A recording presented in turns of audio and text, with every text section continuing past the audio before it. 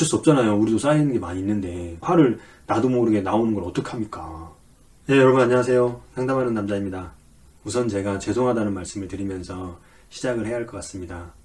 제가 제 개인 생활도 있고 제 개인적인 또 업무도 있고 지금 이제 한 달이 좀 넘은 유튜브와 블로그도 진행을 하면서 최근에 상담이 들어오는 경우가 늘어나고 있습니다. 지금 상황에서 최대한 제가 답할 수 있는 범위 내에서 답해드리려고 노력을 하고 있고요. 이러다 보니까 제 업무가 조금씩 밀리기 시작했습니다. 그래서 얼마 전 블로그도 예전에는 영상 밑에 대본을 쭉 길게 적었었는데요. 그래서 아마 영상을 보시지 않고 글로 보셨던 분들이 계셨을 텐데 밀리는 업무를 좀 막아보고자 그 대본 쓰는 일을 좀 줄였습니다. 그래서 기존에 글로 보셨던 분들께는 너무나 죄송스럽고요. 최근에 계속해서 상담이 들어오고 있는데 대부분 저에게 문의를 주시는 가족분들은 최근에 도박 문제가 발견이 돼서 인터넷으로 여러 정보를 찾아보다가 제 블로그와 유튜브를 보시고 저쪽으로 문의를 주시는 분들입니다. 그래서 이제 그분들께 이런저런 답변을 좀 해드리고 있고요. 초기에 도박 문제를 어떻게 세팅해서 치료해 나갈지 방향을 잘 잡아가시는 것 같아서 다행이라고 생각을 합니다. 저희 온라인을 통해서 상담을 받으신 분들 힘내시고요. 오늘은 이처럼 도박 문제가 초기에 발견됐을 때 가족분들이 어떤 방향을 가지고 대처를 하면 좋은지 가족분들을 위해 영상을 준비했습니다. 그래서 이번 영상은 대상자분들께서는 보시지 않았으면 좋겠으며 가족분들께서만 이 영상을 보셨으면 좋겠습니다. 대상자분들께는 정말 죄송합니다. 우선 도박 문제가 가족분들에게 발견이 됐을 때는 대부분 첫 1회에 발견이 되는 경우는 거의 없고요. 상담실에 오거나 제가 만났던 분들도 대부분은 이미 몇 년 전부터 몇 번의 도박 문제가 반복되어서 다시 또 도박 문제가 발생한 경우가 대부분입니다. 제가 그래서 이 부분을 좀 가정을 하고 말씀을 드리도록 하겠습니다. 그리고 오늘 내용은 예전에 올린 가족들이 도박빚을 갚아줘야 되는지 말아야 되는지 그 영상을 기본 전제로 한 내용입니다. 그래서 그 영상을 못 보신 분들께서는 그 영상부터 봐주셨으면 좋겠습니다. 도박 문제가 발견되는 경우는 대부분 두 가지 정도로 가정을 해볼 수 있습니다. 한 가지는 도박자가 자기가 더 이상 감당할 수 없을 정도로 빚이 생겨서 먼저 이야기를 하는 경우가 있고요. 또 하나는 우리가 옆에서 지켜보면 이 빚이 많고 도박으로 힘들어 하시는 대상자들 보면 느낌이 있죠. 되게 불안해하고 초조해하고 신경질적이고 뭔가 감추려고 하고 일상생활 리듬이나 이런 것도 다 깨져 있고 아마 여러분들은 겪어봐서 아실 겁니다. 그래서 이제 우리가 그거에 대해서 계속 물어보죠. 확인을 하는 과정에서 이제 도박 문제가 있었다는 것을 얘기를 하게 되는 경우. 그래서 두 가지 경우가 있는데요. 그때 이제 우리가 어떻게 해야 되는지에 대해서 제가 제 의견을 좀 말씀드려 보겠습니다. 대부분 그때 이 도박자들은 자신이 이 도박 문제와 빚 문제를 구별하지 못하고 있는 상태입니다. 그래서 도박을 끊어가는 것과 도박 빚을 갚아가는 것이 같은 거라고 생각을 하십니다. 그래서 제일 많이 가지고 있는 생각은 빚을 갚으면 도박 문제가 해결된다. 도박 문제가 해결될 것이다. 이런 생각을 아주 강하게 가지고 있습니다. 그래서 오픈을 하거나 혹은 나도 모르게 걸리거나 이랬을 때도 오히려 가족들이 이걸 알게 돼서 다행이다 라는 생각이 들 정도로 빚 문제에 대해서 뭔가 좀 해결 방법이 있겠지라고 하는 그런 기대가 될 정도로 빚에 대해서 되게 중요하게 생각을 하고 있습니다. 그때에는 변화에 대한 동기, 자기가 뭔가 바꿔봐야겠다는 그런 의지가 되게 막 올라오는 상황이라고 제가 예전에 말씀드렸었죠. 그래서 가족들이 무슨 조치를 하거나 뭐 욕을 한 게 있으면 그거에 대해서 많이 따르려고 합니다. 근데 그 이유가 뭘까요? 도박을 끊어가는 걸까요? 빚을 갚는 걸까요? 빚을 갚는 겁니다. 근데 도박자는 이걸 잘 구별을 못해요.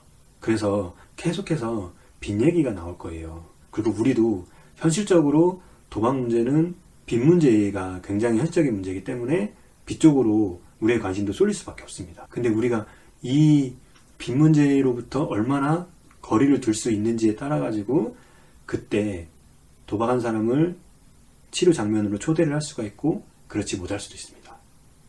그래서 우리가 해야 될 거는 뭐냐면 최대한 빚 얘기를 줄이거나 안 할 수 있어야 됩니다.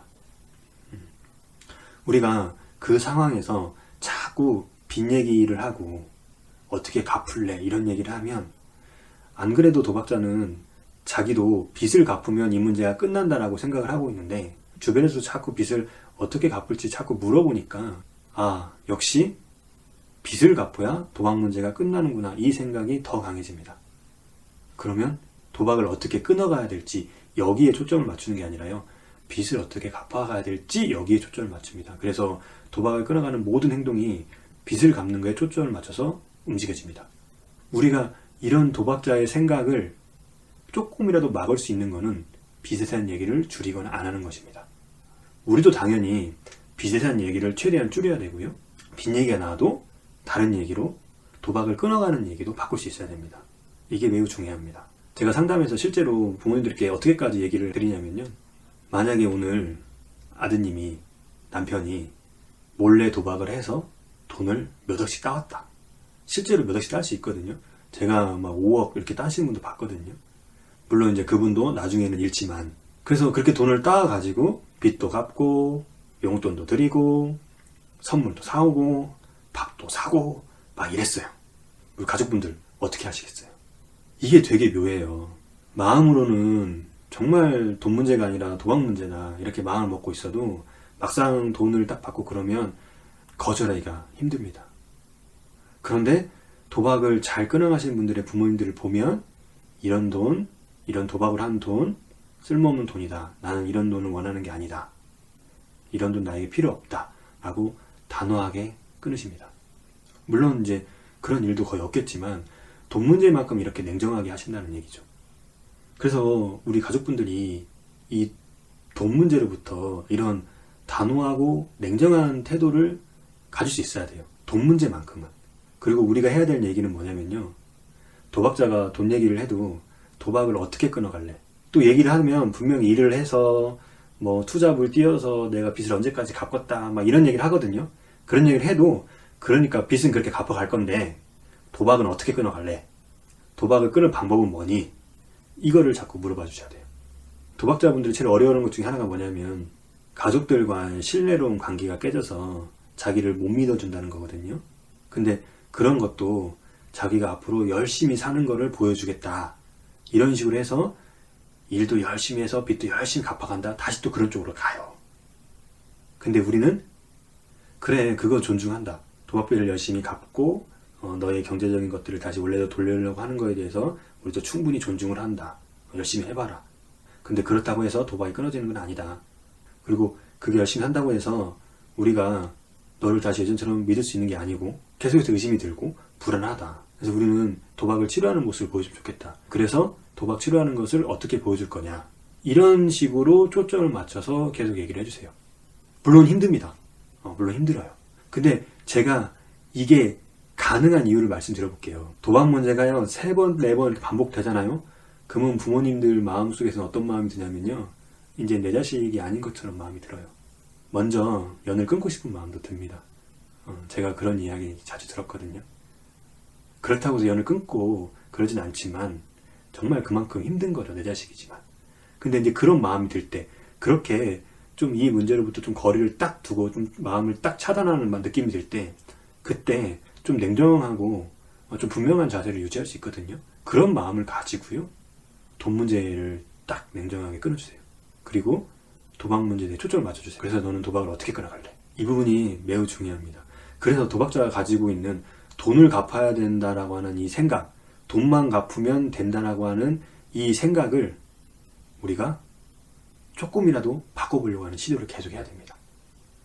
그래서 우리는 명확하게 나는 네가 돈 갚아가는 게 중요한 게 아니라 도박을 끊어가는 게 중요하다. 분명한 입장을 또 보여줘야 합니다. 그러면 그런 분명한 태도가 도박자의 생각을 바꾸는데 영향을 줄 수 있습니다. 그렇다고 제가 그 가족분들께 화를 참아라, 뭐 억지로 그 상황을 참아야 된다 이런 말씀을 드리는 건 아닙니다. 충분히 화낼 수 있고요. 충분히 뭐라고 할 수 있습니다.